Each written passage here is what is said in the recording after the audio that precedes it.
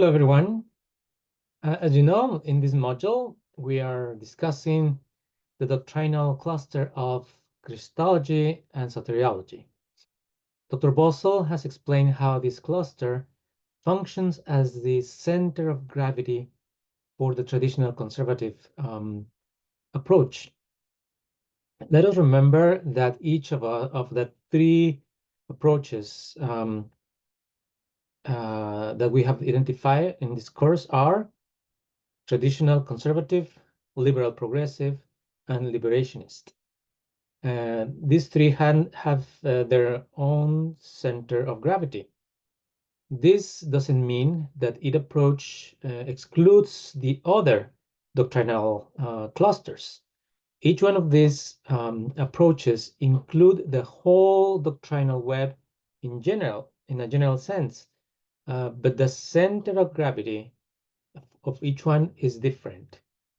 For the liberationist approach, Dr. Bossel has mentioned that the center of gravity is the doctrinal cluster related to church, mission, and evangelism, because the essence of the gospel is around praxis, activity, agency that, in his own words, and I quote Dr. Bossel, encapsulated in the shorthand for the gospel, do justice. So what do we do in the world is what it means. What do we do in the world? So the first thing we need to keep in mind is that there are several versions of the liberationist approach to Christology. So let me share my screen so we can follow along these concepts.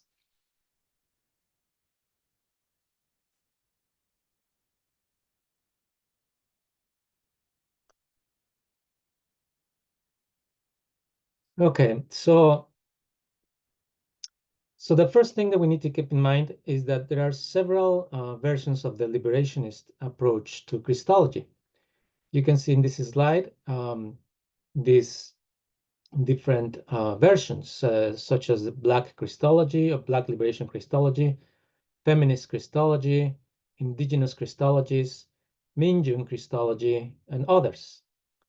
In this video, I am going to discuss how Christology and Soteriology have been understood and interpreted from the perspective of the Latin American Liberation Theology, using as an example an important essay by Ignacio Ellacuría titled "The Crucified People," an essay in historical soteriology that you were assigned to read.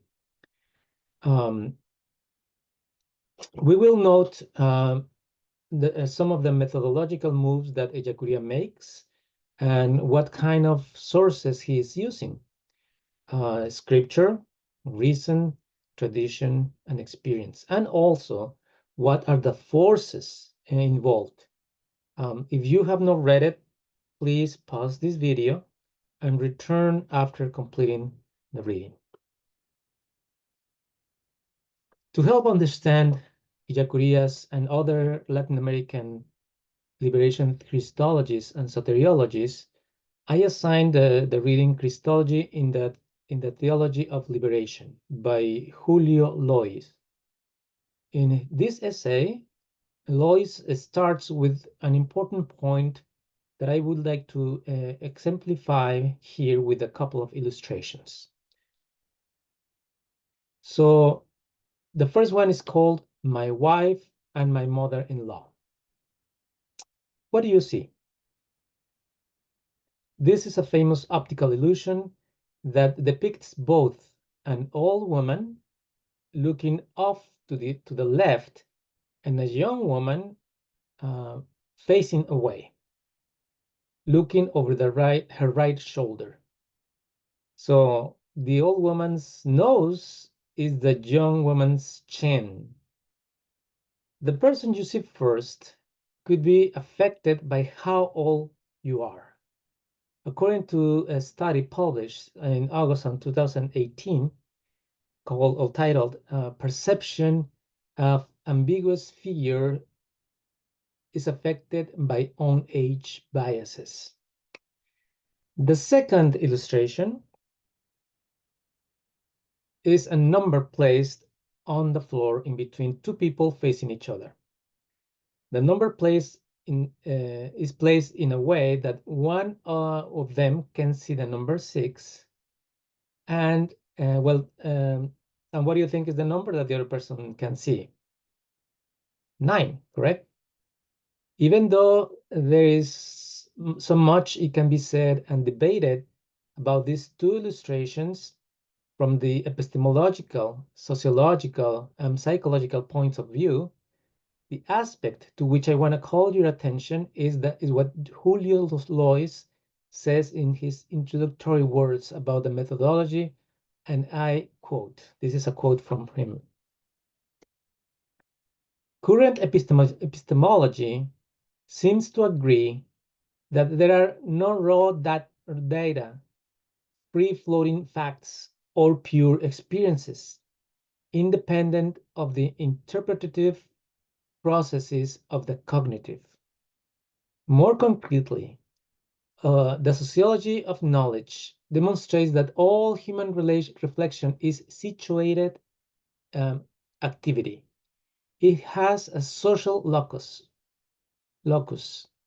which can and must be detected in its origin, the social conditions of the production of cognition, and in its finalities, which is the social functionality of any cognition. Thus, all knowledge, consciously or not, has a praxic, an ethical dimension, a certain historical operationality, or whatever cast or hue, of whatever cast of hue. End of the quote. So this applies to theology and Christology in particular. Lewis quotes Leonardo Boff, who writes, Christology takes shape within the context of a particular moment in history. It is produced under certain specific modes of material, ideal, cultural, and ecclesial production, and it is articulated in terms of certain concrete interests that are not always consciously adverted to. So based on this principle, the question is, what is the social location from which Christology of liberation emerged? Before answering that question, we need to understand the historical context that surrounded the emergence of liberation theology. You may remember that in the 19th century, most Latin American countries gained their independence from Spanish and Portuguese monarchies. This means that the region was under the Spanish and Portuguese dominion for 400 years. With the independence from European rule, the hope was to have better life conditions for everyone. But many of the newly formed governments tended to favor the elite sector of society, comprised almost entirely of light-skinned Creoles, who were the direct and unmixed descendants of the conquerors. The Catholic Church, which was part of the entire process of conquest and colonial life, not only survived the independence period and the attempts to reduce its power, but thrived and continued to be a strong force in society by aligning itself with the ruling class. This continued to be the case until the 20th century, when the Church started to show signs of change. The Second Vatican Council embraced a socially oriented agenda for the Church, and the Latin American Episcopal Conference affirmed this agenda and deepened its implications for the region in its conference held in Medellin, Colombia, South America. Let us remember that this was a time of increasing pressure for the lower strata of society due to significant changes in the region's economy, due to the aggressive introduction of capitalist measures led by the United States. This was the time when big corporations started to emerge and exploit natural resources in Latin America with the help of local or domestic elites. Therefore, the social, political, and economic context of the emergence of Latin American liberation theology was marked by the conditions of domination, exploitation, and in some cases, repression. It is in this context that the Catholic Church made a commitment to be on the side of the poor and the oppressed. This commitment was termed the preferential option for the poor and the oppressed, or the preferential option for the poor. Social location, in this case, is not synonymous with context. To explain the difference, I can cite the words of who is considered the main founder of Latin American Liberation Theology, Gustavo Gutierrez, when he explained the parable of the Good Samaritan. And this is a quote from him. Who is my neighbor? He asks. The neighbor was the Samaritan who approached the wounded man and made him his neighbor. The neighbor is not he whom I find in my path, but rather he in whose path I place myself, he whom I approach and actively seek. End of the quote. This means that you can be in the presence of a totally unfavorable and critical situation, which in this case is the context.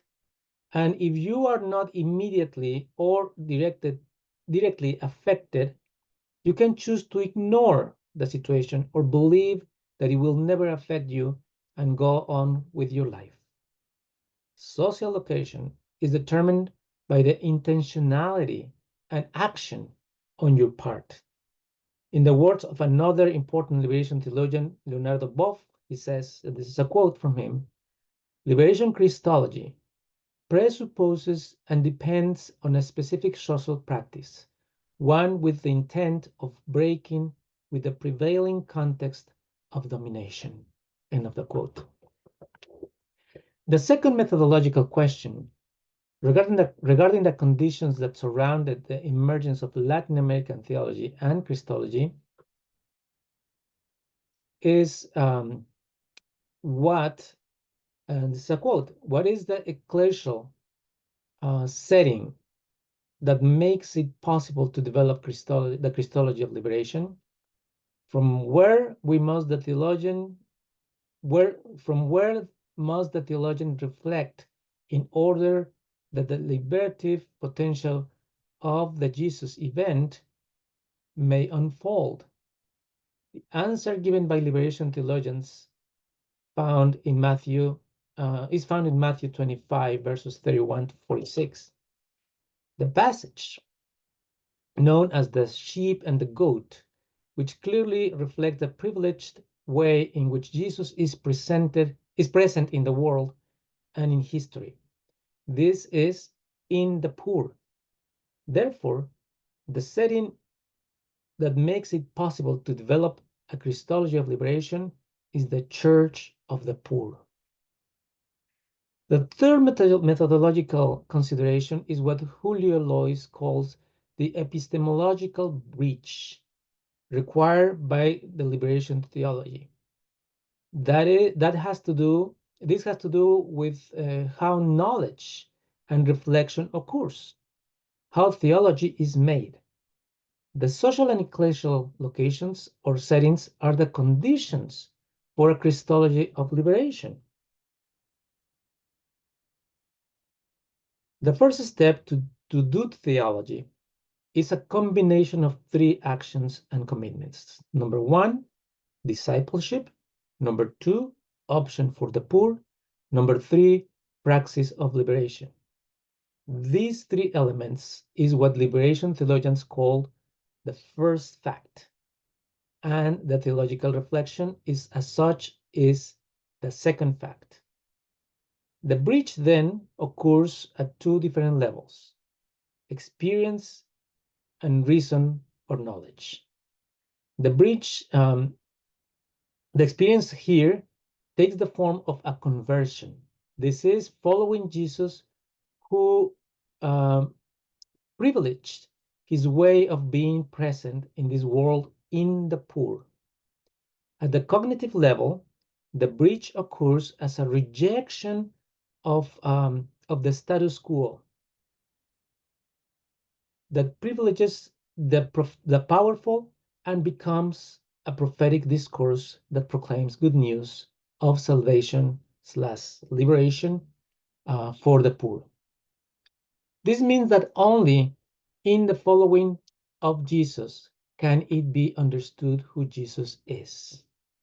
And the following Jesus here implies Jesus' own preferential option for the poor. One more methodological consideration is the importance of the historical figure of Jesus of Nazareth.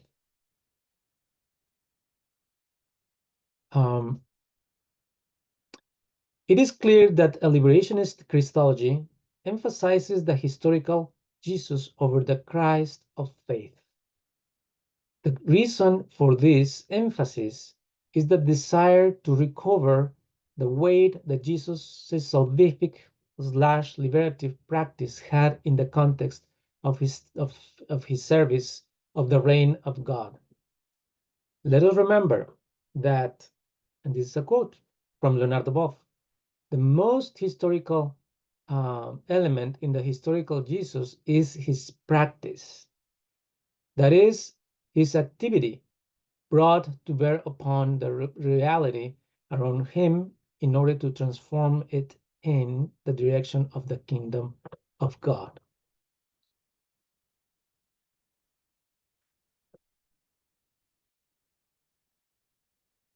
So this is the way the first basic content of the liberation Christology is the return to the historical Jesus.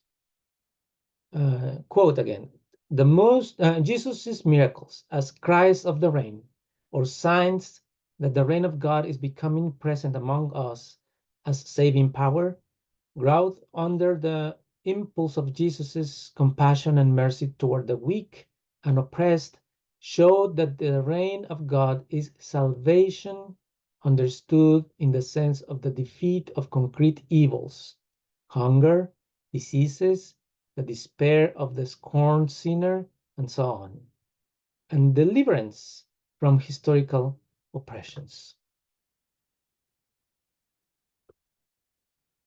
So this practice of Jesus I'm sorry, I fell a little bit behind on my slides, but the slides are gonna be posted as well in the Moodle site. So this practice of Jesus always seemed to put closely together the notion of salvation and liberation, and included somehow an invitation for the believer to continue such practice. This entire practice of Jesus performed in the service of the reign is in process, situated, partisan, and conflictive praxis, always having a clear signification in terms of salvation, liberation, and constituting for every believer an urgent invitation to continue continue it in his or her own historical present.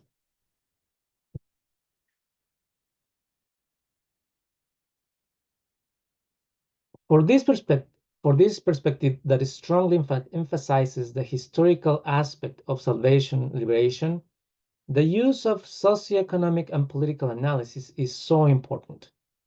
Without the tools provided by those disciplines, it would be extremely difficult to grasp the meaning and significance of Jesus' words and actions.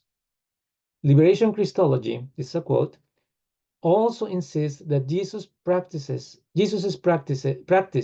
in the service of the reign is a situated practice, that is, a practice realized in a determinate geographical and historical context. Hence, the importance it assigns to the study of the socioeconomic, political, and religious world of the time of Jesus, inasmuch as only in relation to the world can grasp the scope of his activity in general, controversies, position taking, denunciations, and so on, and consequently, the meaning, content of the reign and all its implications. End of the quote. Another important element of liberation Christology is the cross and its meaning. The historical meaning of the cross is as a torture tool and as public deterrence against any opposition to the Roman Empire, has been explored not only by Latin American Liberation Theology, but also by Black Liberation Theology. You are probably aware of the book The Cross and the Lynching Tree by James Cone. Quote from him: historically considered, Jesus' cross, that ignominious torment specially reserved for slaves and political subversives or temperers with the established order, was the outgrowth of his entire life, of his proclamation and of his situated partisan and conflictive praxis. Jesus did not seek death. It was imposed on him from outside. He did not simply accept it with resignation. Instead, he shouldered it as an expression of his freedom and his fidelity to the cause of God and human beings. End of the quote by Leonardo Boff.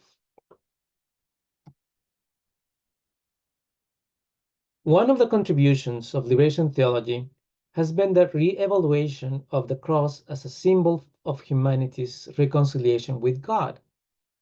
Liberation Christology, another quote, vigorously denounces the insufficiencies of the so-called expiatory theories and their principal models: expiatory sacrifice, substitutive satisfaction, ransom, as attempts to explain the redemptive meaning of Jesus Christ as a decontextualized consideration of Jesus' cross, the shedding of his blood, his suffering and passion.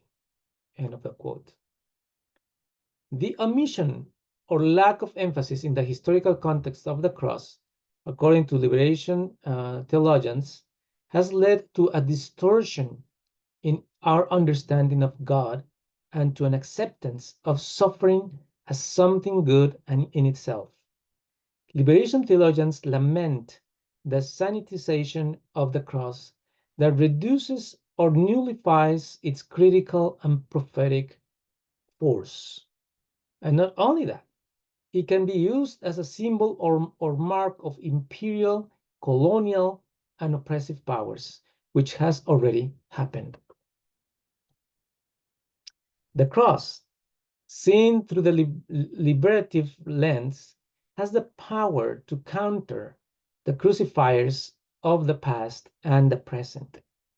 A quote, in Liberation Christology, the cross recovers all its critical and liberative force as a judgment against sin and against the mighty who crucified the just, and becomes an urgent invitation to the struggle against the perversion of the mighty who put their victims to death. End of the quote. So there are some criticisms to the liberationist approach, of course. So this entire understanding has been challenged, as you can imagine. So due to his emphasis on the historical Jesus instead of a Christology, liberation theologians have crafted a Jesuology, abandoning the faith in Jesus as the incarnate Son of God. This is a quote from one of the critics. This criticism attacks the methodology from below that the liberationist theologians favor. This is what is also known as low Christology or ascending methodology. What is the response from liberation theologians? It is important to clarify here that liberation theology does not reject tradition. It tries to provide a corrective to it. And quote, the Christology of liberation forthrightly and explicitly accepts the scriptural and conciliar positions of the divinity of Christ. The Christology of liberation forthrightly and explicitly accepts the scriptural and conciliar propositions on the divinity of Christ. The profession of Christ's divinity will only show itself to be efficacious for salvation in the humble, unconditional discipleship of Jesus, where one learns from within that God has come unconditionally near in Jesus, and that God has promised the divine self to us unconditionally in Jesus. That Jesus is true God, and that the true God has been made manifest in Jesus. This is a quote by John Sobrino, or from John Sobrino. So one of the examples that I thought it would be useful for us to know is the one of Ignacio Ellacuría and his notion of the crucified peoples, or the crucified people. So let me share my screen again so you can see some of his main. Basically, I want to share this aspects of his work and this notion. The notion, an introduction to the notion of the crucified people, its definition, the components of the crucified people, of the notion of the crucified people as a servant of Yahweh, and how to distinguish the crucified people from those who are not the crucified people, and what is the salvific role of the crucified people. In 1978, Ignacio Ellacuría published The Crucified People, Exploring Christian Salvation Amid Global Suffering. He questions the role of oppressed humanity in salvation history, and introduces the concept of the crucified people, offering a unique soteriology and materialistic approach. So in this essay, whose subtitle is An Essay on Historical Soteriology, is, in the words of Kevin Burke, the most widely republished and most memorably titled of all the Ellacuría's writings. In this groundbreaking essay, Ellacuría addresses the question of how to understand Christian salvation in light of the suffering and oppression experienced by many people in the world. Ellacuría frames these questions by bringing to the forefront the situation of the oppressed and suffering people in the world, who, in his words, account for the majority of humankind. He asks this question, so this is a quote: what does the fact that most of humankind is oppressed mean for salvation history and in salvation history? Can we regard it as savior of the world precisely because it bears the sins of the world? Is this suffering humankind something essential when it comes time to reflect on what the people of God is and what the church is. End of the quote. These are some of the questions that will lead him to take up the notion of the crucified people, which yields not only a distinctive soteriology, but also again unfolds Ellacuría's own open materialist approach to reality and shows a kind of sentient intelligence.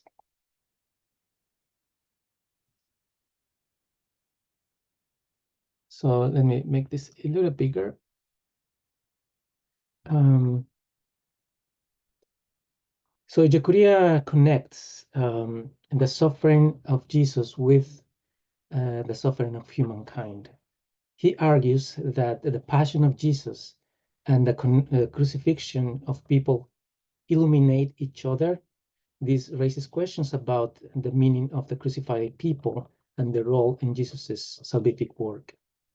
So in moving toward the notion of the crucified people, Ellacuría takes further important steps.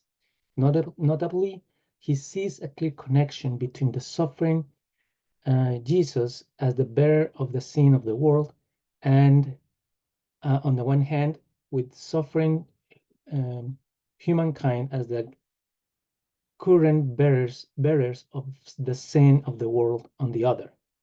In other words, as Ellacuría persistently affirm and argue, the passion of Jesus has to be seen from the perspective of the crucified people, and the crucifixion of the people has to be seen from the perspective of the death of Jesus.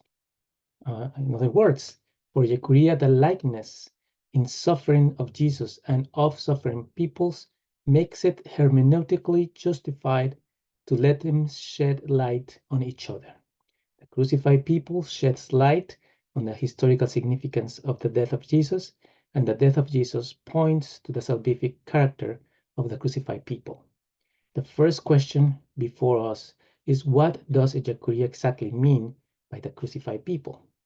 And in what sense do these crucified people carry out the salvific work of Jesus?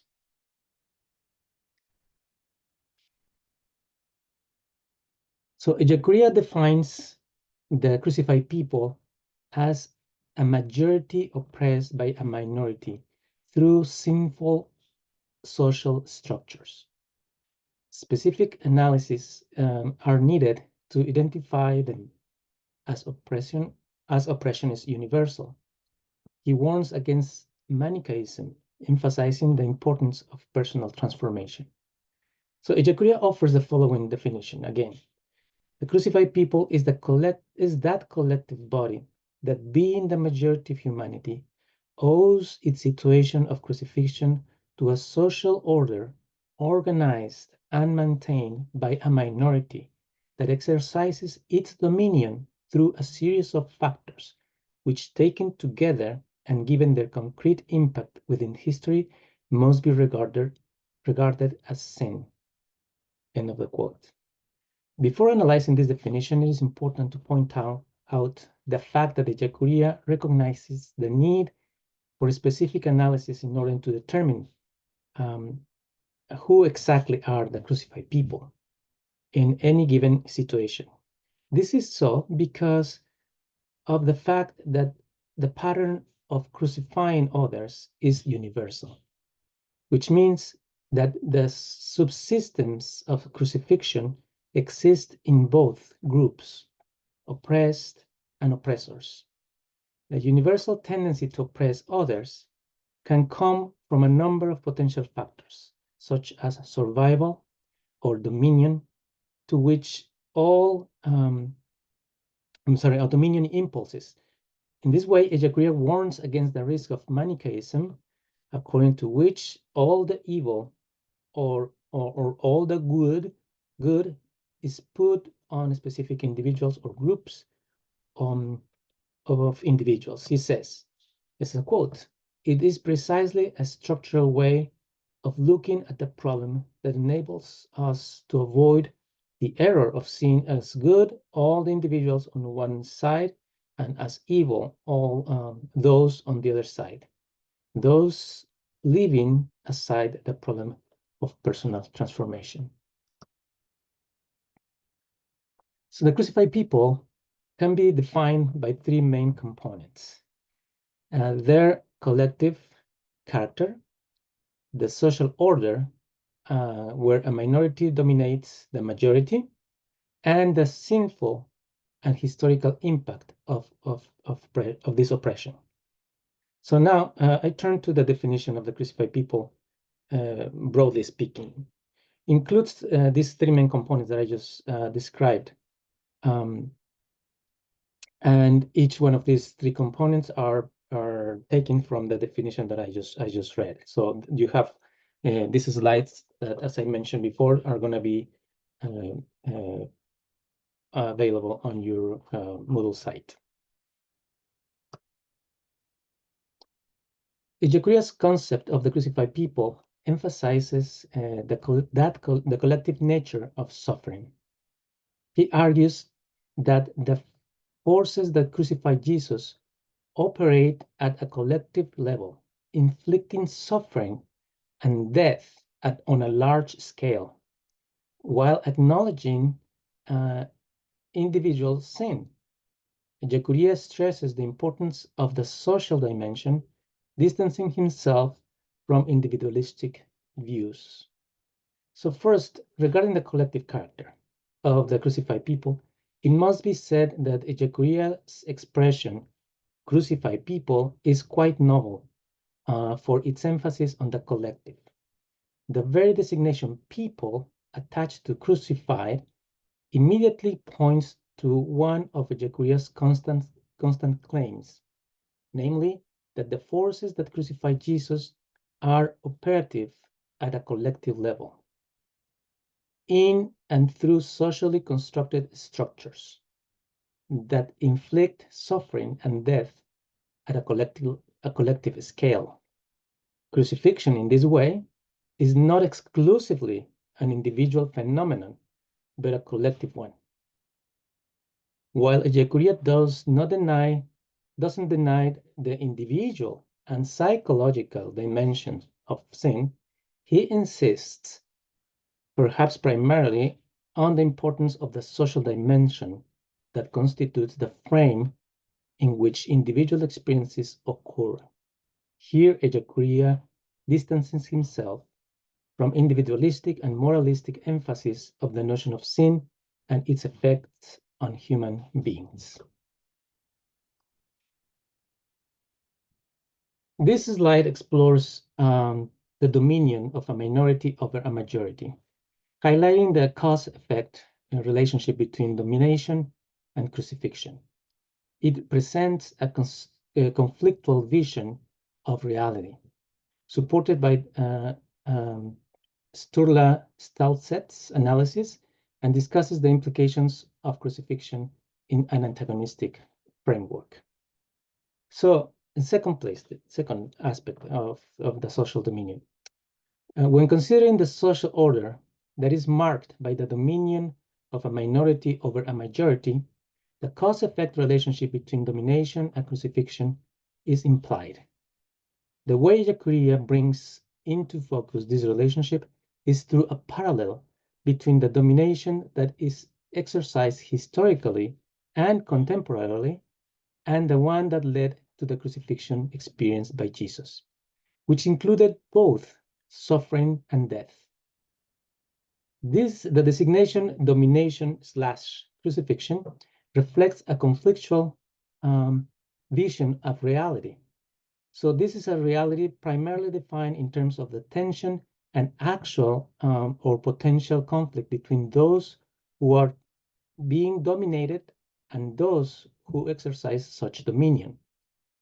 This point coincides with this author, Sturla Stalzet's analysis, who sees an antagonistic framework at play in this formulation of the crucified people.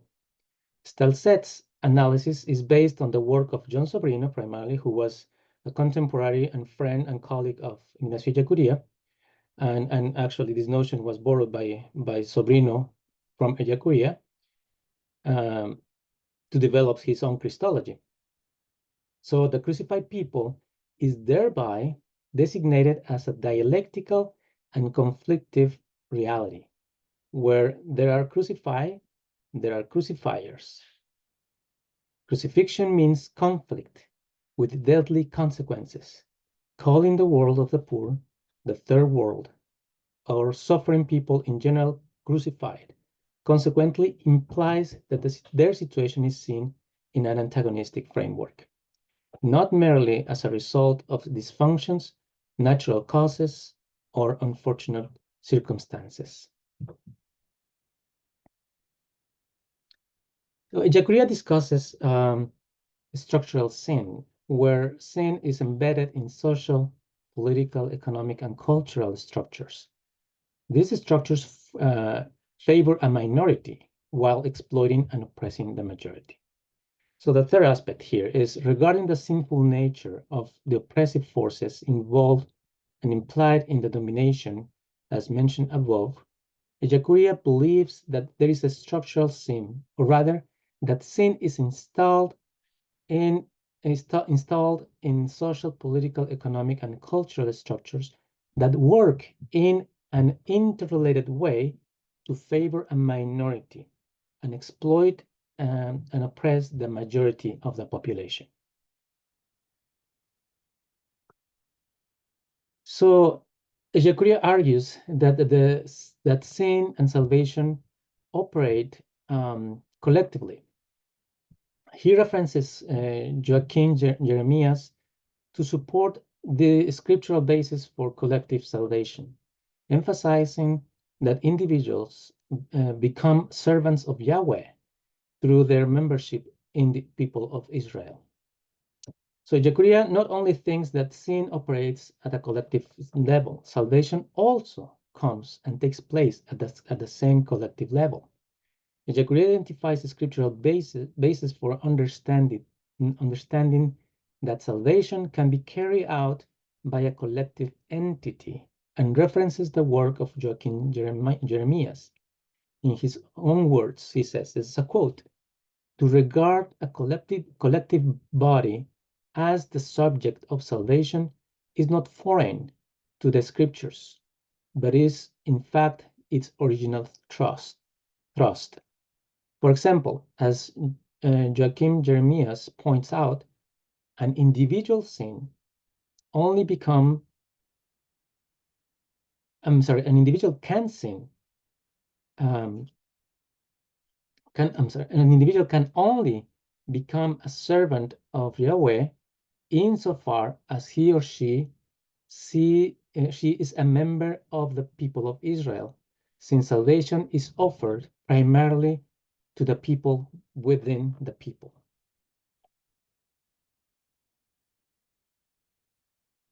Ellacuría uses the servant of Yahweh from the book of Isaiah to explain the connection between the crucified people and Jesus.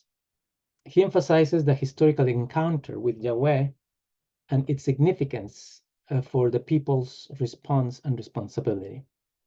So in order to explain more fully the connection between the crucified people and Jesus, the crucified with capital letter C, crucified, the crucified, and also to explain in more concrete ways the crucified people's salvific role, Ellacuría uses the figure of the servant of Yahweh from Isaiah chapter 42, verses 1 to 7, and chapter 52, verses 13 to 53. We must summarize Ellacuría's position here since it fills out the biblical significance of his turn to the crucified people and clarifies how the latter notion works theologically. Ellacuría clarifies that whether the figure of the servant is an individual or a collective entity is not relevant to this analysis at this point, since his main purpose is to expose what the passage says to the crucified people. In this analysis, Ellacuría continues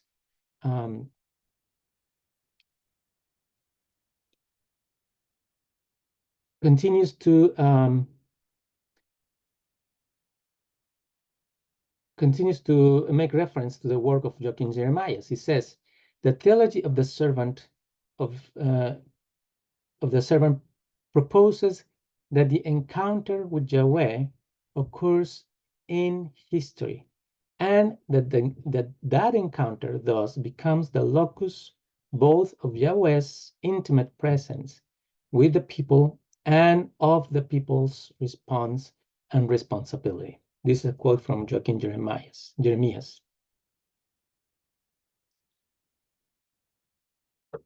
Ellacuría outlines 8 characteristics of the servant of Yahweh, including suffering unjustly, being humiliated, bearing others' sins, and ultimately triumphing. The servant is chosen by God to bring justice and willingly adopts this condition with a universal mission. Ellacuría identifies the following characteristics of the servant of Yahweh. Number 1, as I mentioned already, the servant is a person of sorrows who suffers unjustly. It's a quote here. He is carried off to death in helplessness and injustice, scorned and condemned by all. He is someone in whom there is no visible merit. The servant is chosen by God with the purpose of bringing justice to the nations. Number 2, the servant is someone who has been humiliated and sentenced to death. Number 3, the servant appears to be a sinner. Quote, he has been reckoned among sinners because he bore the burden of the sin of so many. Number 4, the servant suffers without having committed the sins that are attributed to him. End of the quote. Sorry, there's another quote. He is in desperate situation. He is in his desperate situation because of the sins of others. Before his dying for sins, it is those sins that lead to his death. They are what kill him. End of the quote. Number 5, the servant accepts the fact that he is bearing the sins and that the sins are killing him, although he himself has not committed them. Furthermore, by doing so, the servant will justify so many because he has taken their crimes on himself. Our punishment has fallen on him, and his scars have healed us. His death, far from being meaningless and ineffective, removes provisionally the sins that had been afflicting the world. His death is expiation and intercession for sins. End of the quote. Number 6, the servant triumphs not only with others. It's a quote, not only will others see themselves justified, but he will see his offspring and will live long years. He will see his offspring and will live long years. Number 7, the servant adopts the condition, and it seems that it was God who wished to bring this suffering to the servant. Indeed, and this is a quote from Ellacuría, indeed, we read that the Lord actually wished to crush the servant with suffering and deliver his life over and in expiation for sin. Number 8, due to the universality of the 4th song, it is not possible to know who personifies the suffering servant. Instead, and quote from Ellacuría, the suffering servant and servant of Yahweh, the suffering servant of Yahweh will be anyone who discharges the mission described in the songs of and par excellence will be the one discharging it in more comprehensive fashion. End of the quote. These 8 characteristics, which I have only briefly summarized here, are discussed in greater length by Ellacuría in the sources I provided, I mean, the essay that you read for today. So let's continue with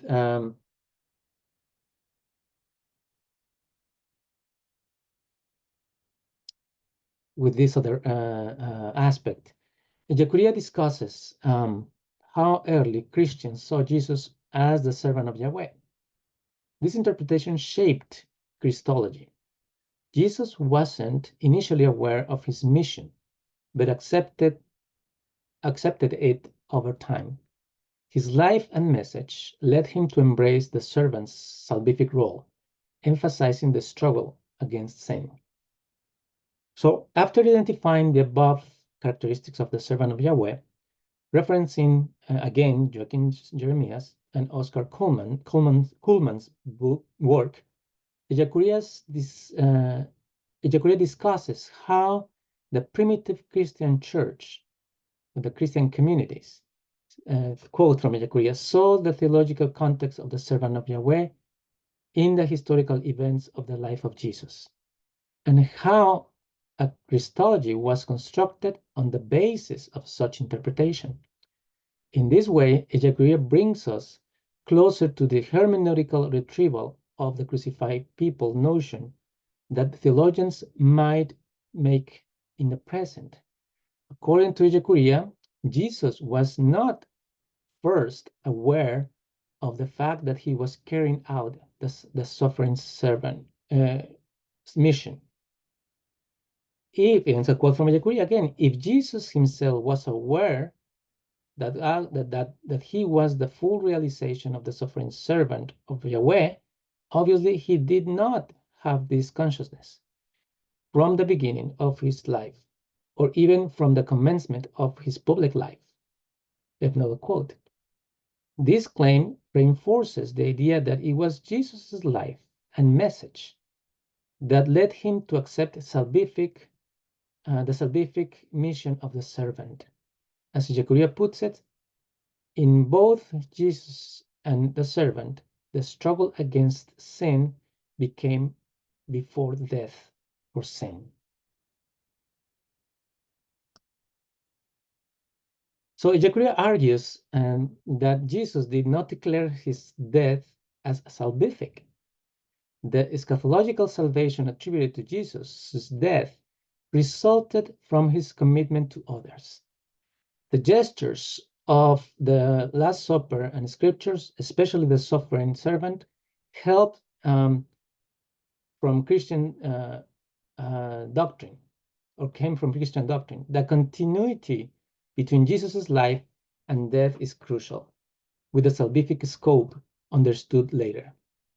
So following biblical scholars, Hans Schurman and Willy Marxsen, Ellacuría clarifies that Jesus did not publicly declare that his death was going to have a salvific effect, and that his future death did not have an orientating impact in his life and ministry.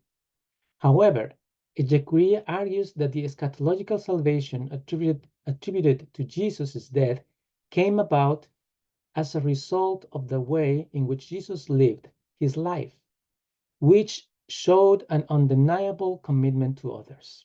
A quote from Ellacuría again, an acknowledgement of the salvific value of Jesus' death after the resurrection was possible only on the basis of Jesus' pre-existing attitude, as solemnly expressed in the gestures of the Last Supper, and are considered in the light of the scriptures, especially in light of the suffering servant. End of the quote. This explains, according to Ellacuría, how the idea of the necessity of Jesus' death, the understanding that it happened in accordance with the scriptures, and the salvific value of it, became part of the Christian doctrine. It is clear for Ellacuría that the coming of the reign occurred through Jesus, Jesus' life and death. The continuity between those two events is crucial because the death of Jesus was the product of the way in which he lived his life. This is the reason why Ellacuría insists that the idea of the salvific scope of Jesus' death was something that came about later. A quote from Ellacuría. Only later would the death come to be understood as that of a universal victim of the sins of the world. Ellacuría discusses the consciousness of Jesus and today's crucified people regarding their roles as the suffering servant. He argues that both are unaware of their roles, yet embody the suffering servant in different ways. The crucified people, despite their imperfections, meet essential conditions for this embodiment. So Ellacuría points out the relevance of the question about the degree of consciousness Jesus had about his own death for the linked questions. To what extent are the crucified people of today aware of being themselves the suffering servant? For Ellacuría, the crucified people are not conscious of their role as the suffering servant, just as Jesus was unaware. This fact, however, does not prevent the possibility of affirming that both Jesus and the crucified people, in distinctive ways, both embody in some manner the suffering servant. The crucified people, of course, embody and fulfill this role in an important way.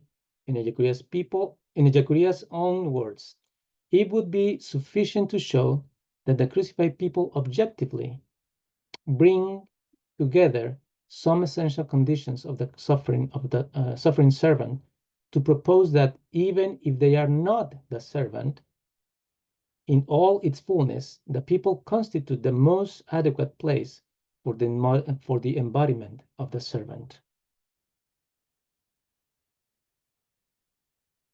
So Ellacuría acknowledges that the difficulty of identifying who carries out Jesus' salvific work. He distinguishes between the church and the crucified people, noting that the latter may be seen as the most vital part of the church as they continue Jesus' passion and death. So as part of Ellacuría's acknowledgement of the difficulty of determining who is carrying out the salvific work of Jesus in history, he also makes a distinction between the church and the crucified people. Not everyone, this is a quote from Ellacuría, not everything called church is simply the crucified people or the suffering servant of Yahweh.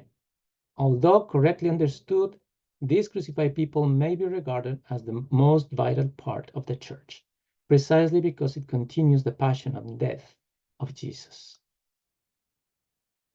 So Ellacuría identifies characteristics of a present-day suffering servant, crucified for the world's sins, dehumanized, universal, suffering for others' sins, despised, and connected to the reign of God. Despite the difference between current and past historical situations, Ellacuría argues that it is possible to identify a present-day figure of the suffering servant. A number of characteristics allow such identification, and all of them are encompassed in finding likeness to Jesus and in his crucifixion. Therefore, any present-day approximation of the servant will have to be crucified for the sin of the world. It will have to become what the world have cast out, and its appearance will not be human, precisely because it has been dehumanized. It will have to have a high degree of universality, since it will have to be a figure that redeems the whole world. It will have to suffer this utter dehumanization, not for its sins, but because it bears the sins of others. It will have to cast out and despise precisely as savior of the world in such a way this world does not accept it as its savior, but on the contrary, judge it as the most complete expression of what must be avoided and even condemned. Finally, there must be a connection between its passion and the working out of the reign of God. So Ellacuría argues that the servant figure avoids political power, instead creatively performed by migrants. And this is an example of the migrants in contemporary literature and some theologians who are looking into make a connection between the suffering servant and the migrants. Salvation happens in history but rejects political power, as Jesus did. Crucified people transcend historical embodiment, yet the reign of God requires political order and human covenant. For Ellacuría, the figure of the servant cannot be found in any organized effort that explicitly seeks the achievement of political power. This work also will preserve this point. This point is very important in the work of Ellacuría, that he doesn't think that the crucified people are looking actively for political power. The crucified people transcends any embodiment in history that may take place for the sake of its salvation in history, and this transcending is due to the fact that it is the continuation in history of a Jesus who did not carry out his struggle for the reign through a political power. The fact that it transcends, however, does not mean that it can be isolated for any embodiment in history, for the reign of God entails the achievement of political order, wherein human beings live in covenant in response to God's covenant. So there's an apparent paradox here. On one hand, salvation is not related absolutely in political terms, but political life has to embody somehow the salvation that is taking place in history. So Ellacuría identifies who are not the crucified people. The first world and rich oppressive classes are excluded, while the third world and oppressed classes are included. Those serving oppression are not the crucified, but those struggling for justice are. So even though the crucified remains imprecise, Ellacuría believes that it is possible to identify who are not the crucified people. He puts it in these terms. Nevertheless, it is precise enough so as to not to be confused with the who cannot represent the historical role of the suffering servant of Yahweh. To mention some examples with two sides. The first world, it is not in this line, and the third world is. The rich and oppressive class are not, and the oppressed classes are. Those who serve oppression are not, no matter what they suffer in that service, and those who struggle for justice insofar as they are third world, oppressed class, and people who struggle for justice are in line of the suffering servant, even though not everything they do is necessarily done in the line of the servant.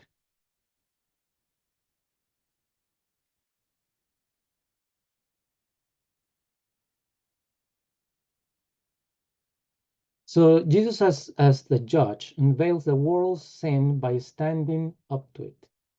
Ellacuría views Jesus as suffering with the little ones and incarnate in the crucified people.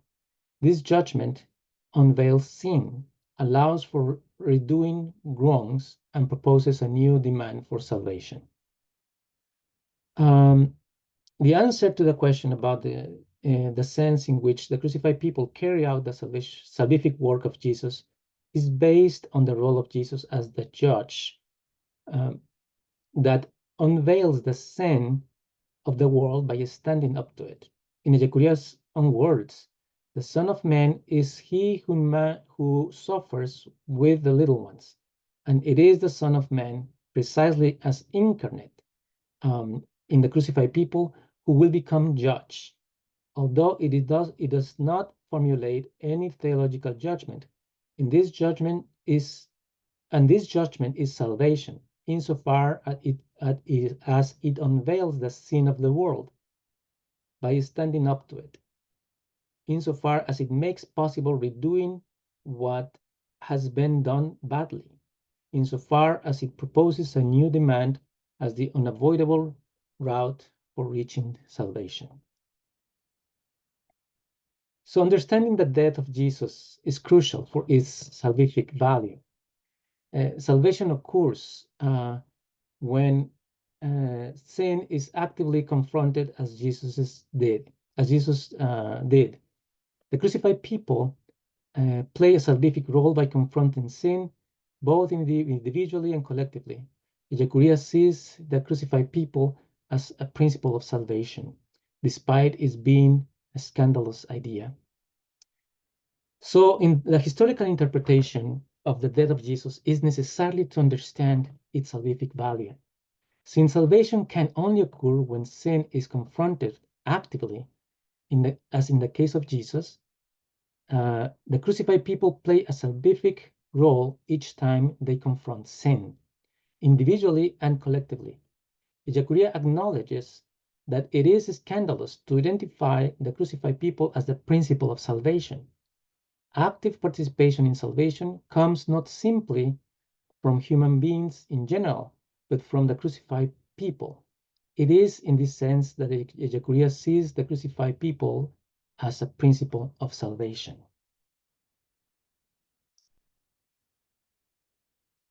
Ellacuría views salvation as a requiring active human participation. It is a victory of life over death, announced in Jesus' resurrection and achieved by following and understanding Jesus' steps. So finally, Ellacuría's understanding of salvation includes the active participation of humankind.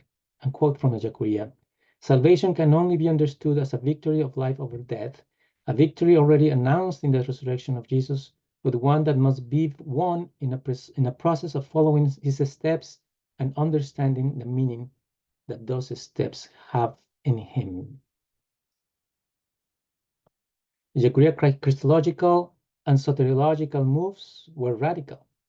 He historicized theological concepts, emphasizing human responsibility for oppression. He linked Jesus' suffering to the suffering of entire peoples, inspiring Latin American Christology and challenging Christian theology and praxis. Some of Ellacuría's theological moves here regarding Christology and Soteriology were radical and bold.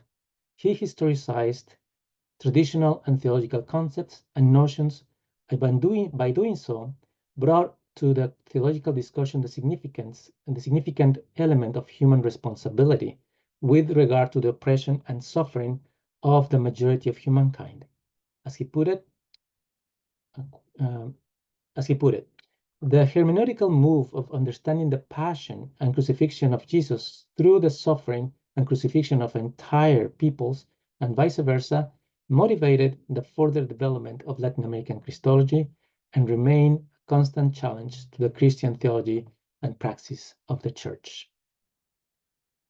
So with this, there is an expansion of the concept of salvation beyond political liberation, using a historical reality framework. He viewed the salvific work of the crucified people as a continuation of Jesus's work, challenging the church mission. The church must align with the crucified people to truly follow Jesus. So another of Ellacuría's significant contributions was to help move the understanding of salvation beyond liberation.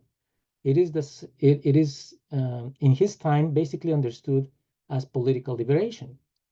Through his notion of historical reality, he provided a wider and much more comprehensive framework that allows to see salvation taking place individually and collectively in a number of other spheres of human life, including the political. Finally, his understanding of the salvific work of the crucified people as the continuation of the salvific work of Jesus radically challenges the notion of mission, of the mission of the church and the church itself. In this sense, his proposal helps the church to keep in mind that its praxis always has to be on the side of the crucified people, if it truly wants to be faithful in following Jesus. So to finish, contemporary theologians have revisited Ellacuría's notion of the crucified people. They use it to provide a Christian theological interpretation of, for example, as I mentioned a little bit earlier, Central American migration and the structural violence migrants face, viewing them as a suffering servant of people, the servant of Yahweh. We are not have to ask the questions ourselves: who else, what other groups in the world can be considered as the crucified people according to Ellacuría's understanding? So thank you for listening, and I hope this this lecture and this reading challenge you to think more deeply about how to understand Christology and soteriology from the liberationist perspective. Thank you.